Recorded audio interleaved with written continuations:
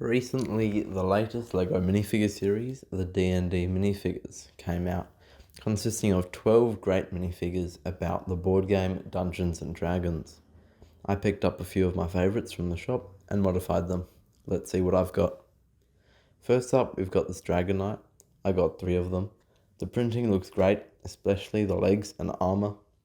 I didn't like the head or the club, so I removed them, as well as the armour, to show the great torso printing underneath, such as that blue pendant and white cloth piece. I've also kept the shields, simply because the dragon design looks great, and the armour is good too. It even works well on a Black Falcon torso, like I've got here in this One-Eyed Knight, as well as with a Batman cape. The main minifigure has a barbarian sword from the CMF Barbarian, and I particularly like this one, which uses the eye from the staff of the elf wizard, which we'll get to later.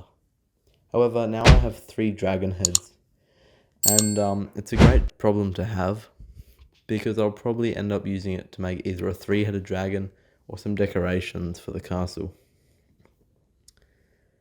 These shields is what I was talking about. White and blue with a trim of gold looks great, and it's good to have one come with each minifigure.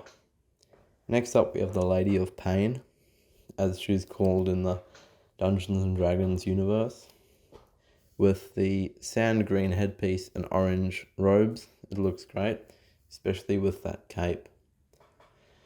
The headpiece is made out of some sort of rubber in sand green with some gold printing and can be removed to show a black head underneath. The cape is also great with the vibrant orange with some slits in it, and underneath some back printing on the torso can be revealed, which also is great. Next we have the elf wizard thingy-majig, with a dark blue torso and legs. I've used it to make a Magisto wizard minifigure, which looks so much better than the plain blue from the Lion Knight's castle and Magisto's Magical Workshop sets. Even the back printing of it looks good, with the subtle swirls and potions tucked into the belt. The Viking dwarf features a new axe mold. I'm not a fan of the short legs or head though, but the torso looks great with that horn on the back and hammer on the front. Fortunately, pretty much all the hands in the series are gloved, which means you can swap the heads out quite easily to switch them over to yellow minifigures or whatever skin tone you want. I'll probably end up using this minifig in Viking mocks in the future. For some reason, the stands are printed with a printed rock pattern.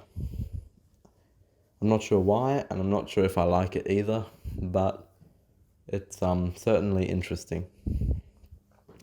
Finally, the forest elf creature thing, with a nice printed bird and a great hood with antlers made out of some hard rubber, as well as a double-sided cape with dark green on one side and brown on the other.